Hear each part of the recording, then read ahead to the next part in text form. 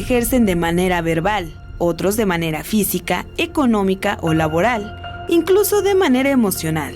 Es la violencia, una palabra corta pero amplia en sus tipos de aplicación.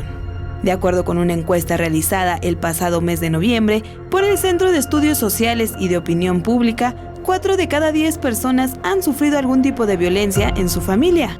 Su pareja la golpeaba y pues obviamente pues como hombre, como hermano yo reaccioné mal y pues fui a ayudarla, ¿no? Pues fui a defenderla y pues sí le puse un alto a esta persona. Pues sí daba impotencia porque pues no nada más era con ella, era con mi sobrino, entonces pues sí fue un problema grave. Y pues sí, la verdad sí causa mucha molestia y pues sí da tristeza ver que pues, golpeen a tu familia, ¿no?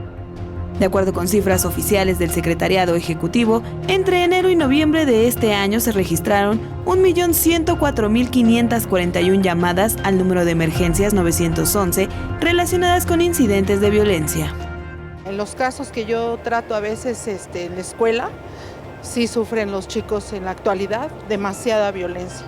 Están sobre eso, las familias desintegradas, no funcionales, precisamente por tanta violencia.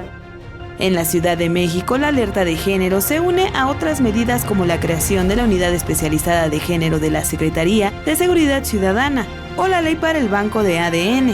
Esto con el objetivo de erradicar la violencia contra las mujeres.